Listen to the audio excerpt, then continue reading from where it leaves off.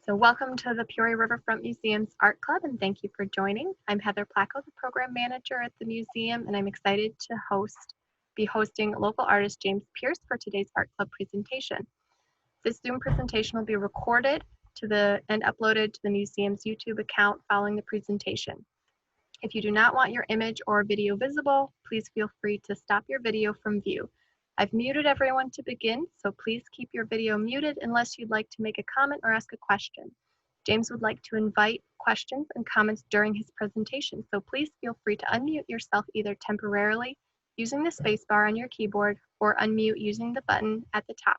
Alternatively, if you do not wish to talk but want to ask a question or comment, please use the comments and chat box function, and I will ask the question for you. So without further ado, a big warm welcome to James Pearce, and take it away. Hi, everybody, and thanks for having me. This is a little new to me, this technology thing, so if I mess this up a little bit, forgive me. I'll give you a little bit of background on myself first. My work, if you haven't seen it, is inspired by vintage industrial themes, machinery, structures, architectural, that sort of thing. And I'll go into screen sharing mode, and I'll kind of show you some of the things that you can that are typical for me as far as work, shop, that sort of thing. First slide's a photo of my shop. I have a very traditional shop. I mean, there's a couple things that are maybe a little bit unusual, but for the most part, it's something you'd find in just about every typical woodworking shop, whether it's professional or hobby, whatever the case may be. My studio's in a warehouse in downtown Peoria at the mill. I rent out of there. It's a great space, great owners that really kind of support the arts.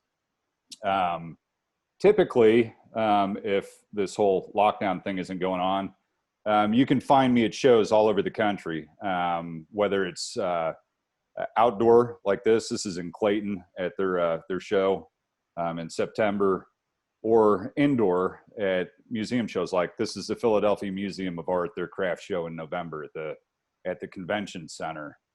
You can find my work all over the country and Europe. You can find it in personal collections, corporate collections, and even some public collections. And I'll show you a couple of those pieces coming up. I grew up around woodworking. My great-grandfather was a woodworker. My grandfather was a woodworker. My mother, father, both woodworkers. I have a sister who's a wood shop teacher in Flagstaff, Arizona. And I have my youngest sister just started her own woodworking business in Albuquerque, New Mexico. So it's always been part of me. Not that I always wanted to do it. I kind of fought it for a little bit. But I was always one of those kids going to kind of inspiration and why I do what I do. I was one of those kids that was always taking things apart, putting them back together, just always interested in the mechanical. And later on, joined the Army. I was a diesel mechanic in the Army. Love the mechanical. I'm still on the fence about diesel.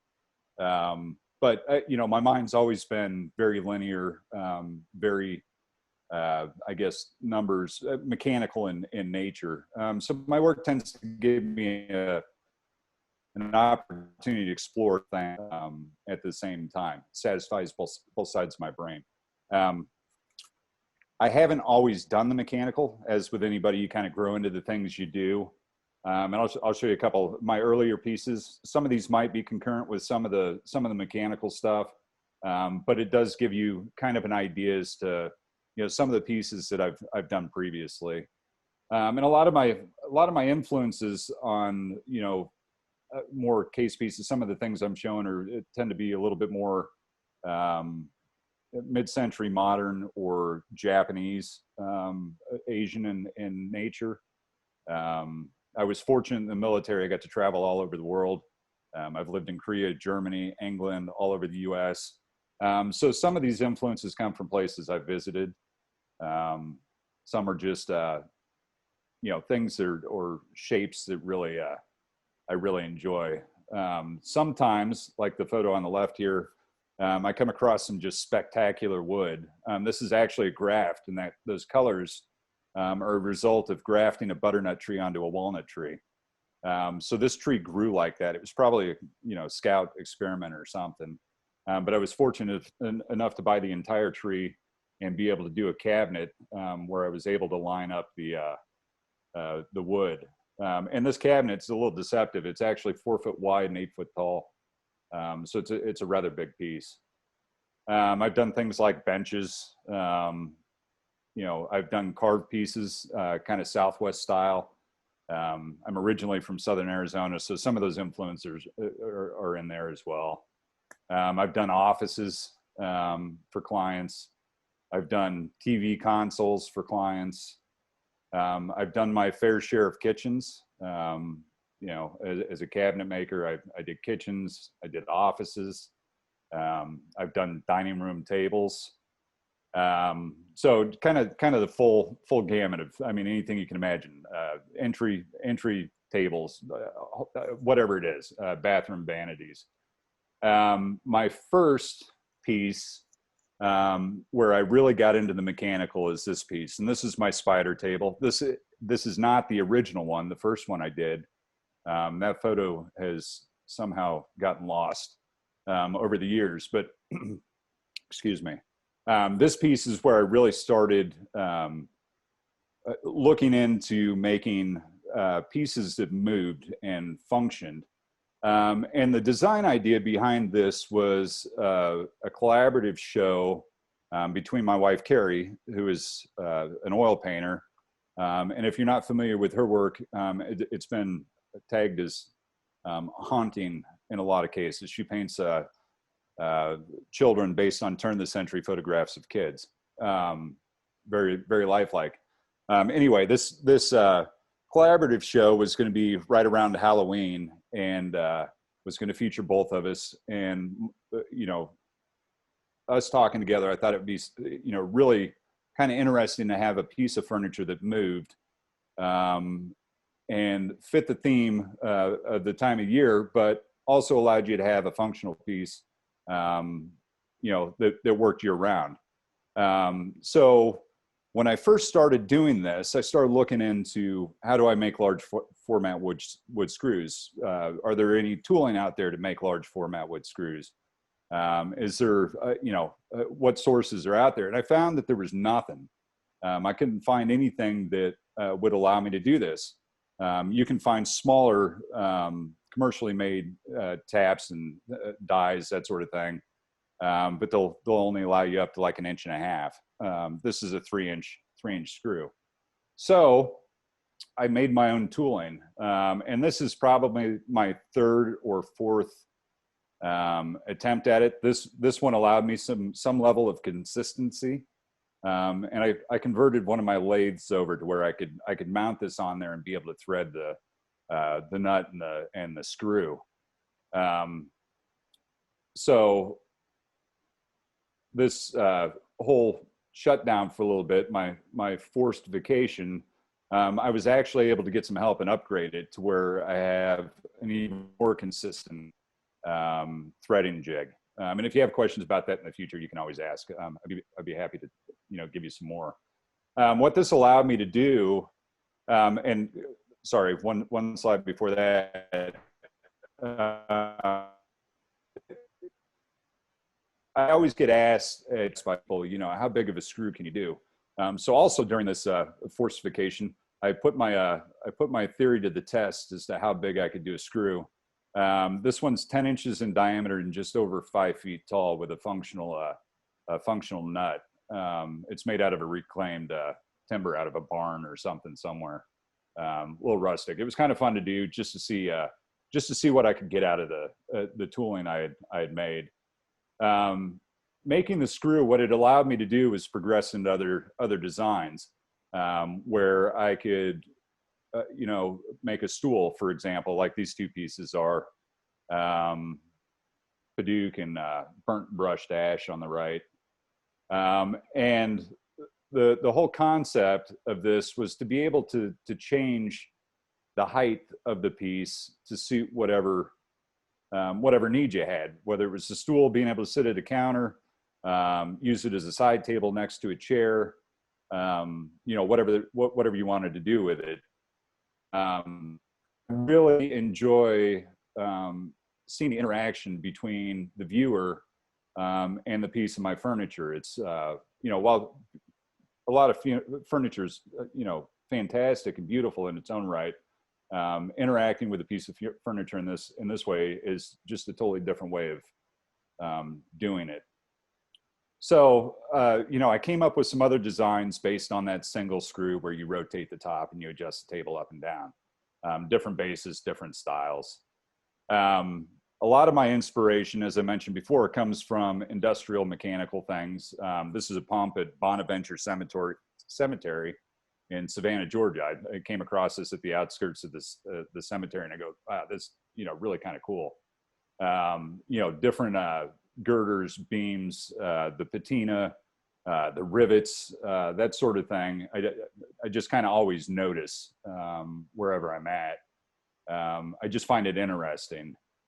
So a couple photos of different things. This is a switch gear that actually controlled the boiler in the building I'm in at the mill, which I thought was kind of interesting. Valves, shut-off valves, whatever the case may be. So eventually I got to the point where I wanted to do things that functioned in a different way, started integrating gears with the screws, different mechanisms to allow me to raise and lower the height of the table without having to turn the top. So this piece here, a side table, an entry table. I've actually done this to where we put a larger piece of glass on it, and it was a dining room table. So, and I'd like to say that I always get it right the first time, but that doesn't happen. So here was my prototype for that table. Clunky. It is just, there are so many things wrong with that. It's just not right. Anyway, so you can kind of see a progression of the piece. Aesthetically, it starts being more structured, has a better feel to it. Originally when I, started getting into the more mechanical, I was kind of a purist as far as, wood needs to look like wood. So all the pieces on my early pieces, all the wood pieces, are natural in color, even down to the bolts, the orange bolts, those are Paduke. And that's the natural color of the wood. So, off of that, there's derivatives. I explored different shapes, sizes. So this is a little side table, same concept. And then I went into, and this is the beginning. This is the first one on my crank table. I take that back. This is my second one. The first one, I took the clamps off and the table fell over. And I went, well, that's not going to work. Some of these mechanisms I've had to do over and over again until I got it right. So this was the second version I did. It did operate. It did go up and down. It wasn't quite as stable as I thought it should be. So probably my fourth rendition of that table is this. And this allowed me to get the stability off the piece. Give me, aesthetic. And this is also kind of where I started messing with color and texture on the wood. So the base of this is ash, and I burn it with a torch and then brush it. It's a Japanese technique called shosugi-ban. And it was originally designed to insect, fireproof, and waterproof siding on houses. But what I found was it gave me a really interesting texture as well as color. So the initial idea of what my work is typically that it's reclaimed or repurposed from something else. And when you get closer, you can start to see the grain patterns, that sort of thing associated with the wood. This table is probably one of my most popular tables. You can kind of see it all in natural before I did the burning and brushing on it. I've done them as desks. This is a desk that went into a small apartment in Manhattan, so she could use it in different ways. People use them for sofa tables behind their couch, entry tables. And I get asked this a lot, how much this table will hold.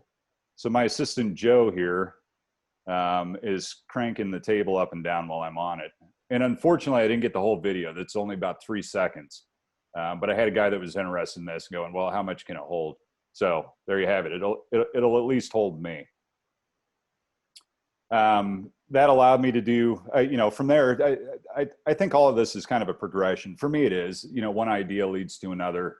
And I think for me, the more I do things, the more ideas I get on doing other things. So this is another progression. This is in raw state. And there you can see it as a finished piece.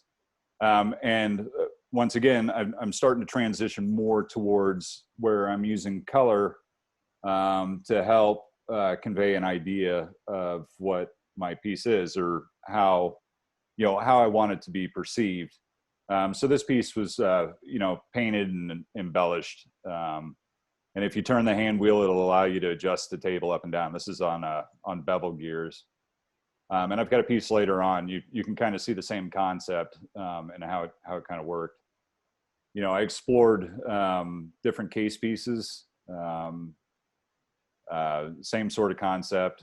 This is ash, and then embellished with paint, glazes, that sort of thing to give it color and texture. I also started exploring more with like some really different finishes. This is the same gear table. I guess, and I should kind of explain my exploration of color and texture. At a certain point, I got a little bored with the mechanisms. I'd done them enough times that the movement was somewhat expected. So my natural progression, I guess, was to go in and do something that gave it a different color texture and really kind of pushed the idea that maybe this was something else previously, or maybe put together. I don't know. I also messed around with the idea of combining pieces. I called this Lost at Sea.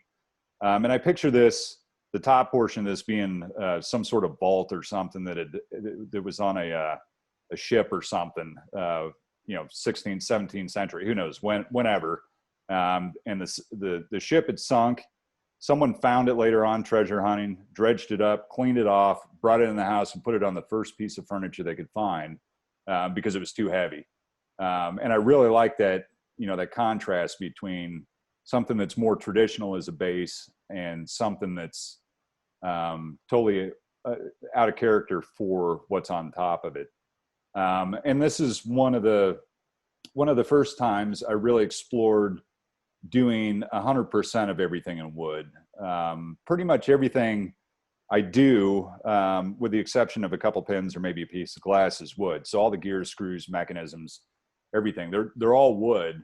But up until this point, even the, hinges have been, commercially available hinges, that sort of thing. So I started exploring, making hinges for pieces and, making it 100% out of wood, every last bit I could. And that kind of transitioned into other pieces. Once I started, really kind of messing with the finish and the color, the paint, I started kind of refining some of the designs a little bit more. This is Orville, and this was inspired by an opposed 2-cylinder airplane engine. And obviously I've taken some license. I don't think this would ever fly, but this allowed me to, kind of explore texture a little bit more. And there's some process photos where you can kind of see how this goes together. But it also created more depth, more contrast, more, just different layers. It created a piece that you can't see everything all at once. And I really like the idea of people, that have my furniture discovering different things later on. So everything was hand carved down to, you know, the little compression springs, the lifters, you know, the base was hand sculpted. Started out with a square block of wood. I handmade the propeller.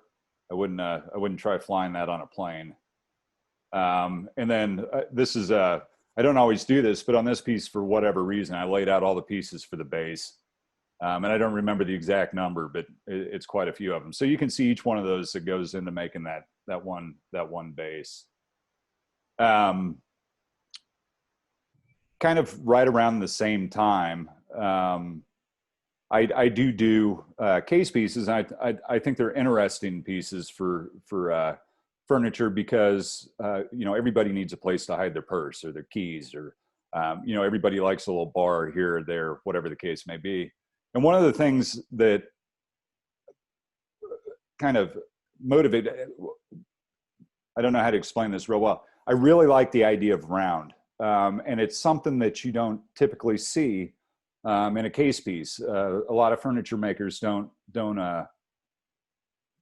really go for round because it's round, it's hard. So I got into exploring the round, and there's a couple slides, and I'll show you kind of how I do this. The left slide is taken off. The way this is done, and there's another slide here, is it's staved just like you would a wine barrel. So depending on the number of pieces that you make up the body of the case with, in the case of the previous slide, Melba, it was a total of 20. So that corresponding angle is cut on each one of those. And I put a little dado in on the edge to help with alignment. These pieces end up being bigger. And because the door is, while it's formed at the same time as a separate piece, it's not something I can put on the lathe and turn around. So I need to get it as round as possible to begin with. So the slide on the right, that curve at the bottom, is created by running that stave at an angle over a running saw blade. And because you're running it at an angle, it creates that curve going across the bottom of it. And this is the way all a lot of the bases, the curved pieces, I use this technique in a lot of different things. So you can see here all the different staves, you know, laid out and ready to glue up. And then after, and I've got another slide showing them actually glued. For some reason, it's out of order. But after it's glued up, I use block planes or hand planes on the outside, and that to take it back to round, you know, to make it as round as possible. So this is Melba once again, the same piece, and you can see wooden hinges on the door. Everything's formed, everything's, you know, rounded off, little accent details, that sort of thing. My next piece, and this is, like I said, these aren't necessarily in order.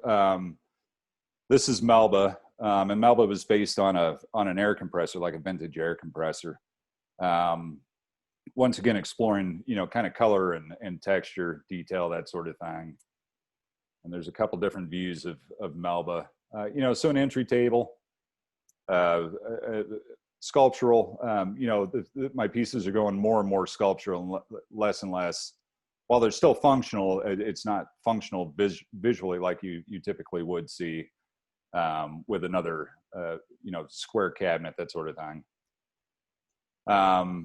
And the wheel on the back here, you turn that and it opens the drawer that you can see on the left side of the slide there. So it's on a rack and pinion to open it up, kind of a or drawer. So this is how I typically glue up when I stave. I'll use ratchet straps, modified ratchet straps to hold it round. And once again, in process, sometimes you do things that you go, well, it'll look great, and then you do it and you go, well, that didn't work out. So the left slide there, I was thinking like big band straps to kind of hold the whole thing together, and ended up scrapping it later on, just because it didn't work out. So once again, progress photos, wooden hinges, wooden wheels, and the progression of the drawer bank. And then I started adding the banding. what you typically find on something like that. And that's done with steam bending. So I'd steam bend the pieces. It's in a chamber with steam, and it makes them pliable so you can bend them to all sorts of different shapes. So I do those one at a time and bend them onto the piece and attach them until I had a full banding all the way around. And you can kind of see the piece pretty much finished, just not painted. My next piece, and this is one of my more recent pieces, and there are some pieces before this, but I kind of had a hard time deciding where to put this exactly. There's some pieces I'm going to show you in a little bit that are prior to this, but because it was round, I figured it kind of fit in here. This is Marvin, and Marvin is kind of my interpretation of a jet engine or a rocket, whatever the case may be. And my point to doing this was I had done so many painted pieces, and so many people automatically assumed when viewing my work that it was reclaimed or repurposed. This piece, I took it as far as I could in natural wood to show that, hey, I can do this in natural wood. I just prefer to do it. I prefer to give you different viewing experiences with the paint, the color, and the texture. So every part of this, the lines, the fittings, everything, are all handmade in walnut. I created my own dowels. I created my own pieces. And this is all imaginary. I figure it's rocket science and no one knows what that is. So no one could really tell me I was wrong. So as I was building this, I just kind of went through and made up parts. All the shapes that you see going around it are kind of traditional shapes you'd find on furniture throughout the ages. But what I found was once you put a flare fitting and a line off of it, you can make it look futuristic. So the majority of this piece is all done on the lathe. I use the lathe a lot for all sorts of different things. Once again, this was staved. This is the top and bottom ring staved up. So same concept as before. These, because they were single pieces, I put on the lathe after they were staved and shaped them accordingly. And there you can kind of see the piece, wooden hinges kind of put together, the top propeller stand. And then the base, once again, was staved, but this is at an angle because I wanted a cone. So on the left-hand side, you can see cut and tapered staves. So that taper determines how small the neck of it is and how big the base is. You can see it there on the bottom, making the fan blade in the top. And then creating the piece kind of going all the way around. And I just started at one side and kind of worked my way around the entire piece. This piece is actually on display right now at the Geneva Museum of Art as part of their craft invitational, which features all sorts of different mediums from regional artists. So that's kind of fun. You can kind of see the flare fitting detail on some of it. Steam bent lines to create the different shapes. All right, this is Ungus, and Ungus was actually before Marvin, the last set I showed you. And Ungus was, I think when I started really enjoying all the really fine details, all the little things. And with this piece,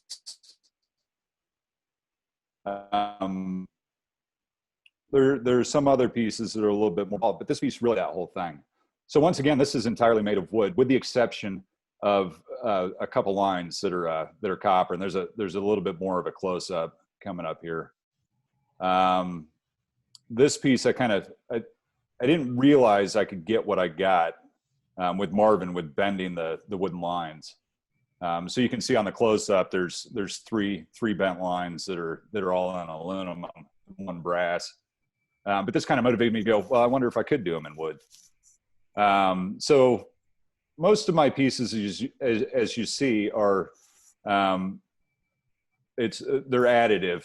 So I'm adding pieces on top of other pieces. I mean, there's certain parts of the process that are subtractive, but for the most part, it's all additive. I'm adding layers and layers on top. Once again, you can kind of see how I build things up. So the left's a stave with 4 pieces. Sometimes they're 8 pieces. Sometimes they're 20 pieces. It kind of just depends on what I'm doing with it. And then turned on the lathe.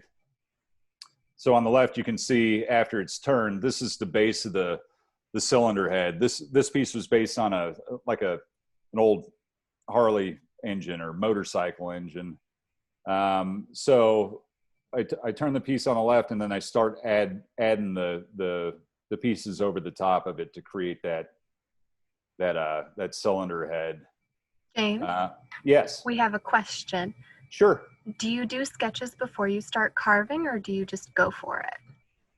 It kind of depends on the piece. I tend to think a lot. I won't design a piece, and I won't start a piece until I've kind of got it, all figured out in my head.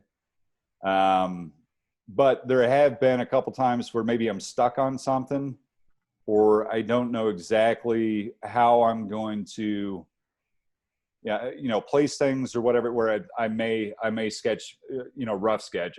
They wouldn't make sense, I don't know, to a whole lot of people, but they do make sense to me. So yeah, sometimes I do, sometimes I don't.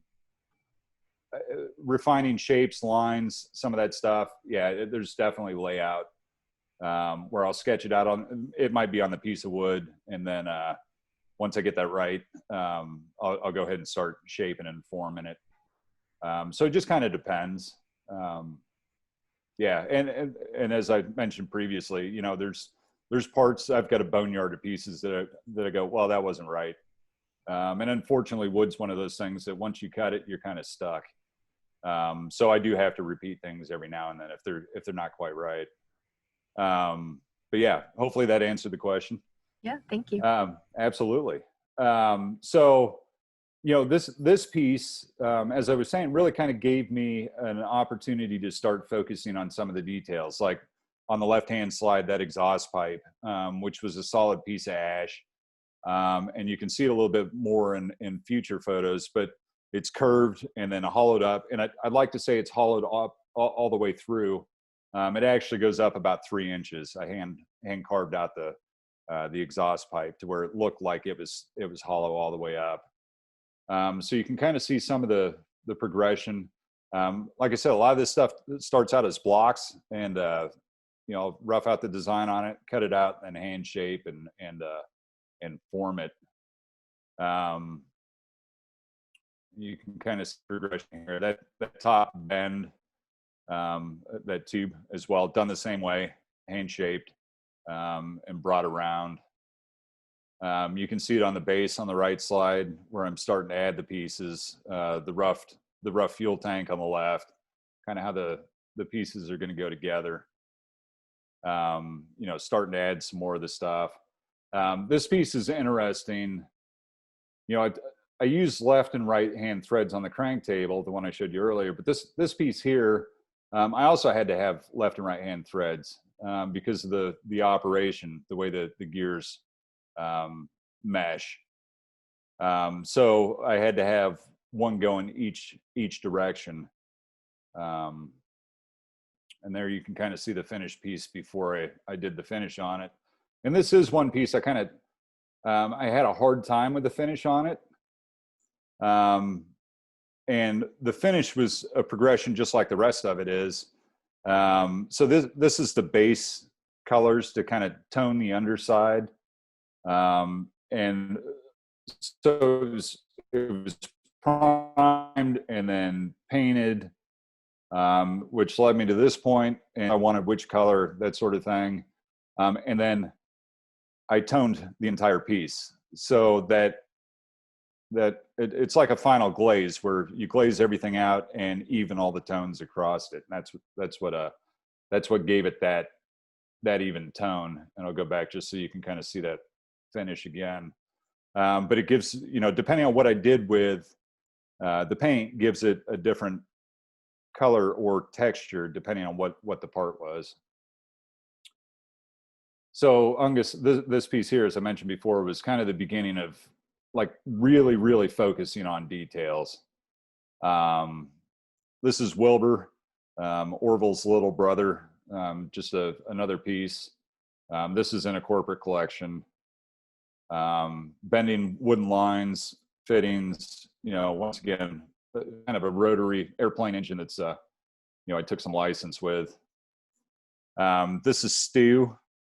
And I should probably mention, you may have noticed that all my one-of-a-kind pieces I name. So I've got Melba, Stu, I've got Frankie, Archie, Marvin. All these pieces, because they're one-of-a-kind, it takes so much time to do. I felt it was rude at the end of the whole thing to call them, hey, you. So I started naming everything. So if you go to my website or you see them and there's a name on it, those are one-of-a-kind pieces in most cases. Stu's another motorcycle engine. This is kind of a combination of, you can see some definite wood, like on the exhaust, where I kept that clear and then created texture and color on the rest. So maybe a little bit of a blend. I thought the cherry was just too nice to cover up. So here's a couple of views of kind of going together. Like I said, that most of my shop's pretty traditional in tooling. A lot of routers, lathes, band saws, that sort of thing. I think the only limitation of my tools is kind of my imagination. I think you can come up with a way to do just about anything if you think hard enough. Not that all tools will do all things, but you can get them to do some pretty wild things. This is Archie. Archie's a little bit more current of a piece, kind of based on a boiler and control system. Maybe loosely inspired off the boiler down in the building. Archie's another gear table, gears up at the top. And this one I kind of went into, once again, more details. Little dials, gauges, toggle switches, wooden plugs and cords, little dials. You can see the gears up the top. Once again, left and right hand gears, so it would operate correctly. And this is done the same way as the other pieces. I guess it's not really magical when you look at the way I construct things. Most of it's staved and glued together and then formed after the fact. The detail on the right's the rivets. I wanted it to look like it was a piece of metal or copper, whatever it was, that had been formed and then riveted together. And it's not that was turned round initially. And then I went back in, and if I carved back far enough that you don't realize it's not round anymore, to create that overlap, that look of an overlap between the pieces. I even got into doing like cable clamps. If you've ever done any electrical work, cable clamps kind of hold the cord tight to the device. So these are hand carved in ash with little walnut screws. The plug, hand carved, turned the base, and then carved the prongs. And just so you know, this will fit in a socket. I did try it out. It's actual. It wasn't a live socket. It was just but I did try it to see if it would work. So you can kind of see some of the details coming together. Little toggle switches on the right, the lights. And there you can see it all together before I started doing the finishing. I've been doing a lot of things, and if you look at a lot of my pieces, a lot of them are asymmetrical. Not that some aren't, but a lot of pieces are asymmetrical. I like that. I like to where it doesn't look exactly balanced. It looks right, but it's not balanced. And for whatever reason, I really enjoy that. This is Frankie. This is probably one of my newer pieces this year. Frankie, once again, kind of valve or boiler inspired. I really wanted this piece to look like it had been down in a basement or something, down a dark, dank basement, just moisture and corrosion, that sort of thing. And once again, a real focus on the details, the finish, shape, egg and color. I like egg and color here and there to pieces. just as a little pop. My assistant, Joe, again, for some reason, Joe's always adjusting the height of my pieces. So Frankie's adjustable, height-wise. You can kind of see it going up and down there. A little bit more of the details. James, we have another question. Absolutely. About the names specifically, the stew name, is it STU or STEW? It's STU. And then do the names give a little bit of personality to the pieces for you, or how do you come up with the names for the pieces? I do think they give you a personality. I think they give the pieces a personality. Absolutely. You know, when I was doing Marvin, and I guess it's with all these pieces, you kind of imagine where the piece is or what it was doing or what it was used for. And you know, because of the length of time you spend on them, you kind of create this dialogue in your mind about who they were or what they were. And that kind of in the long run ends up helping to name them. Yeah, I do think it gives personality, and in a lot of cases I think they really fit. You know, Stu's kind of a stew, STEW, of parts and pieces that make him into what he is. Marvin being inspired by a rocket ship, Marvin the Martian, for those of you that remember Looney Tunes and taking over the world. You know, Archie just kind of fit with the boiler, you know, the orange boiler. Yeah, I do think that it helps, you know, maybe personalize them a little bit, that sort of thing. But I do create these stories about, you know, what they are while I'm creating them, which is kind of interesting. But you write those down anywhere? I don't. I kind of did that for Marvin a little bit more than the others. And I do have it written down. I don't think I ever put it on the website. I did write it down. No, I probably should. My wife, Carrie, she does stories for all her pieces, which are fantastic. She's a far better writer than I am. And maybe that's something I got to offer her, you know, just explaining things a little bit better. But yeah, so yeah, that's kind of how the names come about. Thank you.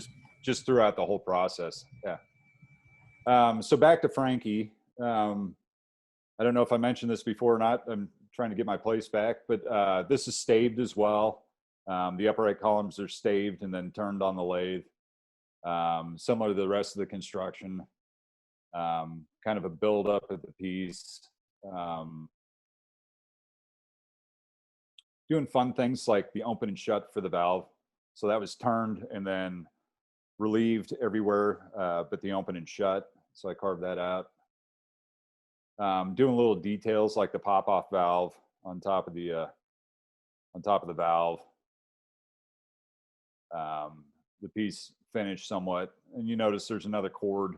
I like my cords and plugs. I think they're fun, and it's always interesting to see how many people try and pick them up, like they're like a normal extension cord.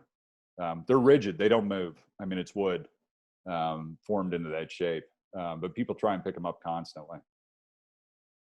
The gears at the top. This is Ida. Ida's a newer piece as well. Ida's a coffee table.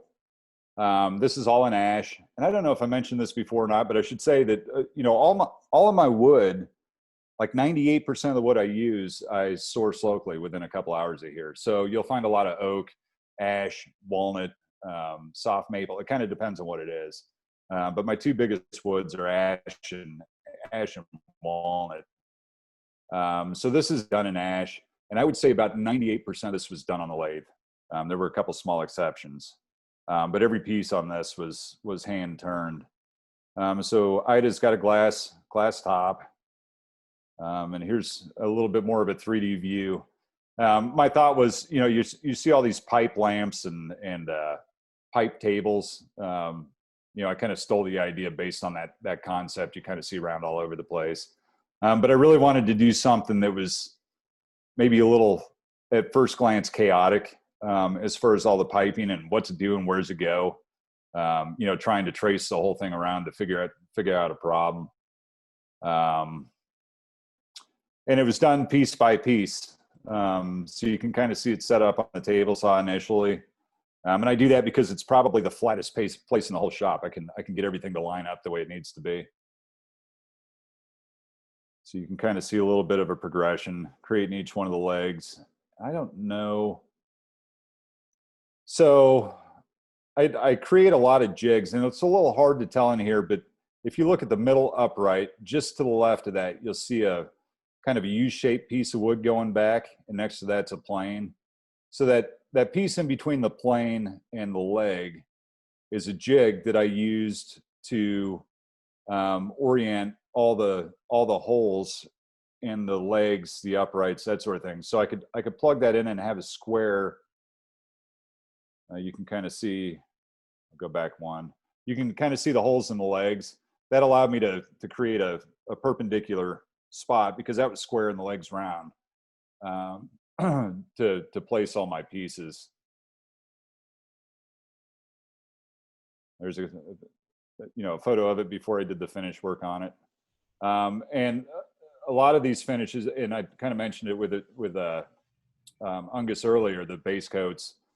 So this started with a blue primer coat, and then I did a top coat, kind of an iron looking coat, and then went over that with a rust coat to give you the kind of rust color. And it is textured like it's rusty. And it's for me, it's a little sad. I love being in front of people. It shows that sort of thing. And sometimes you really don't understand the scale or the feel or the size of the piece unless you can see it in person, touch it. But they are textural. They almost feel like they're made from something other than what they are. This is Jack. Jack is so new, I haven't even had a chance to get professional photos of it. But Jack's a little side table. And I seem to be on a pump or water theme lately for whatever reason. So Jack's got bevel gears on it. Details that I really enjoy. And then here you go so this is how Jack will run up and down.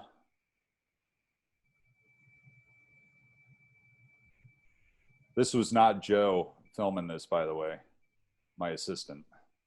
I actually did this on my own.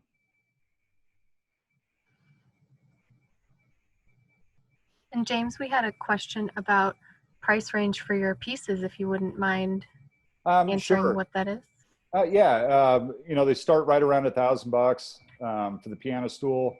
And then depending on the complexity of the piece, that sort of thing, they can get up to, I think the highest price right now on the website's $8,300. So somewhere between there, like 1 and 10,000 is typical. Yeah. For a furniture piece like this. Thank you. Absolutely. And I had a question about, since you have all these moving pieces, these pieces that have motion to them with wheels and cranks and things, have you ever done anything that opens and closes with gears? As a lid or something like that? Yeah. No, I've used it. I've used mechanisms like that to secure doors. Almost like they were lock. And I'll show you some pieces. I've done like functional wood locks to lock things up. But I've never done a piece where it actually, open like the top of a box or something. It would be interesting. Yeah. But no, I've never done anything like that. Thank you. Absolutely. So you can see with Jack, kind of same thing, staved. It's probably the thing I do more than anything else is stave pieces up to create this structure. I didn't have a lathe. I don't know what I do. This piece is one of my public pieces, and this is called When All the Pieces Come Together. And it's located at the Magic House in St. Louis. And this piece is 9 foot high and 12 feet wide, and consists of 3 different sections, as you can see. And the point of this was donor recognition for everybody that helped fund the building of their new STEAM center in St. Louis. They just added on a pretty big space. So all the people that donated, their names were put on the gears or the big hand wheels at the front. It kind of depended on the level of donor. And the other part of this was to make it interactive so that the kids, the Magic House being a kids museum, they could interact with it and see these mechanisms function and work. And, so it's kind of a collaborate. When all the pieces come together, it's, when the donors donate, and the place, the Magic House has a need, and the kids, and all the mechanisms came together to kind of build this whole thing out. So this is kind of a tribute to the whole thing, and I'll show you. So this kind of scale, a different view. All of these started out as just like, I don't know, a full-size maquette. I don't know if it's a maquette, if it's full size, but trying to figure out these mechanisms and how all these pieces mesh together, it was a little bit of a challenge. So I started these off full size. This mechanism did not work. And I'm sure there's some engineer listening that could tell me why. I'm kind of a trial and error guy. Ended up being like this, as opposed to the other one. And oops, I apologize. I thought I had turned off all the sound on everything.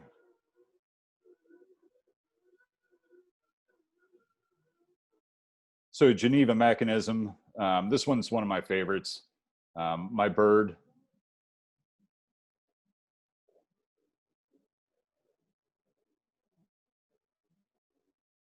And then this one always reminds me of the Wiggly guy out front of the cell phone place.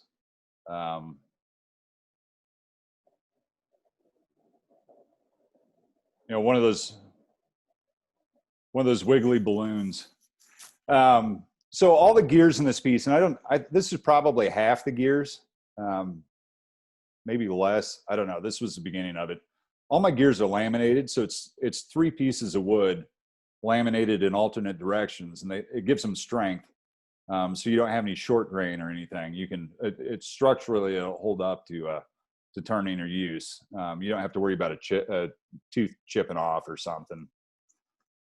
So I continued to build the piece. You can kind of see it in progress a little bit more, replacing pieces that were mocked up with, finished pieces. You asked me about sketching things out. This one, I was forced to do that. I had to sketch it out. There were some changes, obviously, along the way. And there is some aluminum. I had some help with the aluminum on it. I did that for strength. And I learned, I don't have kids myself, but I greatly underestimated the tenacity of kids. Even though all this is behind plexiglass, they will work your mechanism to the point of breaking. You will find out your weak points. And I've had a couple times where I've had to go down and correct a couple things that kind of failed. They really wanted bright primary colors. If you've ever been to the Magic House, everything's these bright, inspiring colors. So I kind of blended color along with natural wood and aluminum, some detail shots, the hand wheel. Yeah, so that's at the Magic House. If you're ever down there, it's at the entrance of their steam center. You can kind of see it and give it a whirl. Other pieces, I'm pretty close to the end, but I'll show you some other pieces that are kind of, I don't know, that I've done. A little side table, maybe a thatching spiral. I don't know. I like this spiky. I thought it was an interesting texture. This is Token, one of the square cabinets I've done, and the lock on it is in Padauk and Wengi, and that's actually fun. You turn the key and it will unlock the lock. And the little hole, the knot with the stripe in it, is on the right side. You can see the doorknob. So I took advantage of the knot to kind of give a little picture into the inside of the piece. Excuse me, another case piece. This is on a a mechanism like I've used before with the bevel gears to where you can raise and lower it. I have done some bigger pieces. I'm actually sitting at this table right now. I did this for our dining room. You can see our chairs, which we love. We hang out at our dining room a lot, and my wife has always wanted a table where you could adjust it up and down to fit the chairs, whether it's a little lower like coffee table height, or get rid of the chairs and raise it up and use it as serving table. So it'll actually go high enough to hit the lamp above it. Not that you would use it that high, but you can adjust it if you so desire. So there's Waterworks, another piece. And that's pretty much the end of it. So hopefully you've enjoyed that. Let's see. All right, and do we have any questions for James while we have him on still? Feel free to unmute yourself if you'd like to ask any questions. And I can say, if you would like to see my work, I'm fortunate that there are a couple places that have, put my work on display, that sort of thing. I do have quite a few pieces down at Barb's at Exhibit A in the Heights. So if you'd like to stop in and see some of those, Jack, Frankie, Ida, a couple of them are down there. You can always stop in. If you'd like a shop tour, feel free to contact me. I'd be more than happy to show you the shop or even meet you at Barb's.